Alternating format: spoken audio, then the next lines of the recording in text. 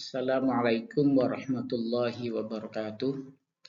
Alhamdulillah, pada kesempatan ini saya akan menyampaikan materi sumber atau dalil hukum syar'i tentang ijma'.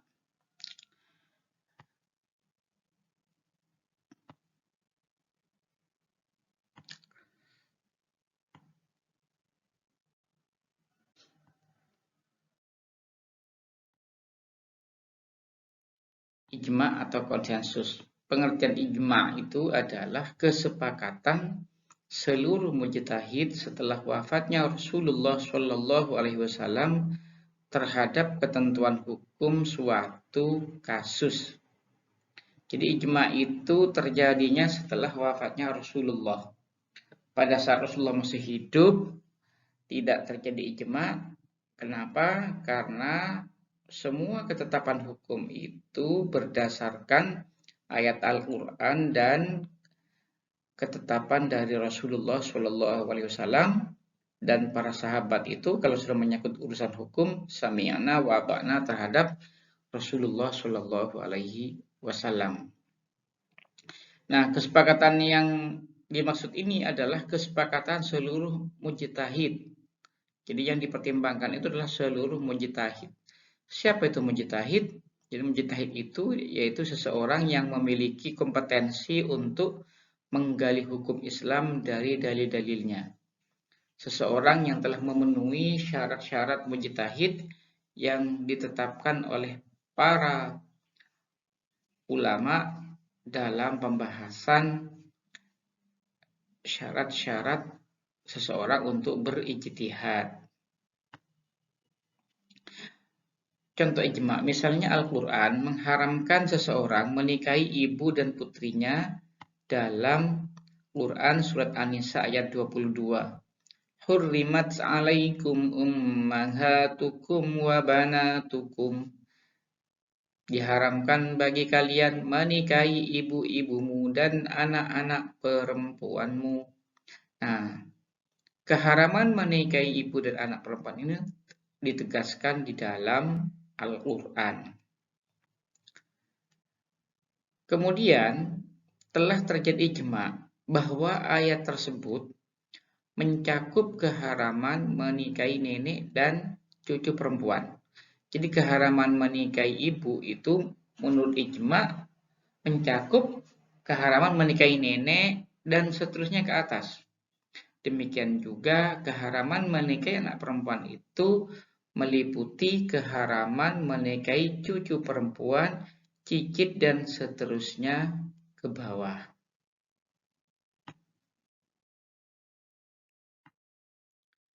Dalil kehujjahan ijma'. Dalil bahwa ijma' itu merupakan sumber hukum Islam atau dalil hukum Islam, yaitu Al-Quran yang berbunyi ya ayyuhalladzina amanu athi'ullaha wa athi'ur rasula wa ulil amri minkum. Wahai orang-orang yang beriman, taatlah kepada Allah dan taatlah kepada Rasul. Wa ulil amri minkum. Wa ulil amri dan pemilik kuasa di antara kalian. Ulil amri atau pemimpin itu mencakup urusan dunia dan urusan agama. Jadi umara dan ulama.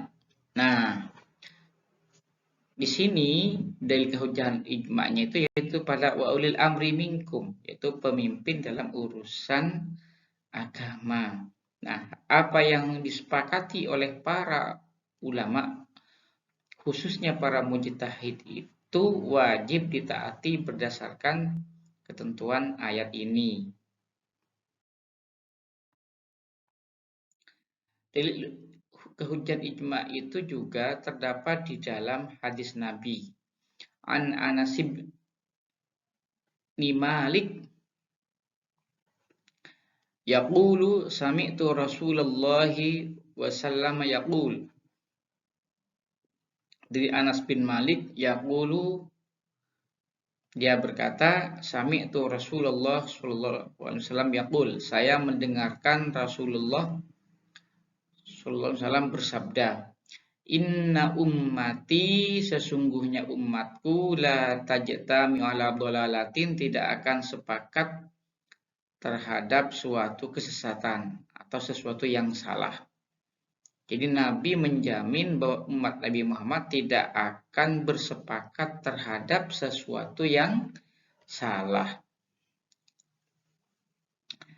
Nah, apa hubungan hadis ini dengan ijma? Maka, jika suatu ketika umat Nabi Muhammad yang direpresentasikan oleh seluruh mujtahidnya sepakat terhadap sesuatu, maka apa yang disepakati itu dipastikan benar.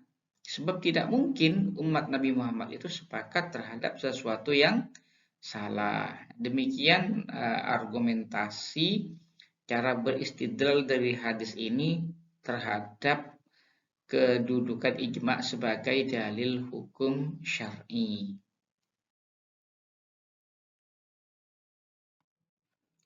Landasan ijma. Jadi jika dalam suatu kasus terjadi ijma, maka pasti kasus itu memiliki dasar hukum di dalam Al-Quran maupun di dalam As-Sunnah. Nah, contoh ijma yang landasannya ayat Al-Quran itu seperti yang sudah saya sampaikan tadi, yaitu berdasarkan ayat hurrimat alaikum ummahatukum wa banatukum, diharamkan bagi kalian menikahi ibu-ibumu dan anak-anak perempuanmu. Para imam mujtahid sepakat bahwa ketentuan tersebut mencakup larangan menikahi nenek dan seterusnya ke atas, serta larangan menikahi cucu perempuan dan seterusnya ke bawah. Dalam hal ini, ijma itu bersifat memperluas makna keharaman ibu kepada nenek dan keharaman anak perempuan kepada cucu. Yang kedua, ada kalanya ijma itu didasarkan kepada sunnah Nabi Muhammad Shallallahu Alaihi Wasallam. Misalnya tentang hak waris nenek sebanyak 1/6. Itu ijma'nya didasarkan kepada adanya hadis Nabi yang memberikan bagian nenek sebanyak 1/6. Lalu para sahabat sepakat atas makna hadis tersebut. Dengan demikian maka telah terjadi ijma'.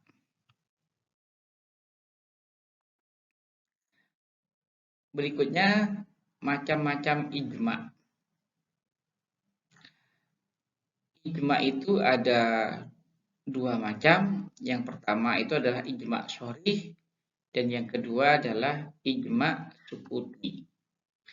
Ijma' sharih itu adalah kesepakatan seluruh mujtahid dalam bentuk semua mujtahid mengemukakan pendapatnya mengenai ketentuan hukum secara tegas. Jadi namanya sharih itu terang-terangan. Berarti mujtahid yang ada pada suatu masa itu menyampaikan pendapatnya secara tegas. Nah, semua ulama sepakat terhadap keabsahan ijma' sharih sebagai dalil hukum. Hal-hal yang sudah terjadi ijma' sharih bukan lagi menjadi lapangan ijtihad. Jadi ulama berikutnya tidak boleh berijtihad yang berbeda dengan apa yang sudah terjadi ijma' sharih, ijma' secara terang-terangan. Dengan ijma' sukuti itu adalah kesepakatan dalam bentuk sebagian mujtahid mengemukakan pendapatnya secara tegas, sedangkan mujtahid lainnya diam tanpa komentar. Nah, menurut jumhur ulama, ijma' sukuti itu tidak dapat dijadikan sebagai landasan hukum. Tidak dapat dijadikan landasan hukum yang wajib diikuti. Kenapa? Karena diamnya seorang mujtahid itu belum tentu karena setuju. Bisa jadi karena segan untuk berbeda pendapat dengan mujtahid yang telah mengemukakan pendapatnya. Atau mungkin pendapat sebagian mujtahid itu didukung oleh penguasa yang ulama lain takut untuk menyatakan pendapat yang berbeda dengan paham yang didukung oleh penguasa. Sedangkan menurut Hanafiyah, ijma sukuti itu dapat dijadikan hujjah jika diamnya seluruh mujtahid bukan karena ada intimidasi dan mujtahid memiliki cukup waktu untuk membahasnya. Diamnya sebagai mujtahid dipandang sebagai bentuk persetujuan. Karena kalau tidak setuju, harus tegas untuk menentangnya. Demikian ya. Jadi kalau ijma' shori disepakati ke hujahnya, kalau ijma' sukuti itu masih diperselisihkan antara jumhur ulama dan Hanafiyah. Jadi ijma' shori, ijma' terang-terangan, ijma' sukuti itu artinya ijma' secara diam-diam.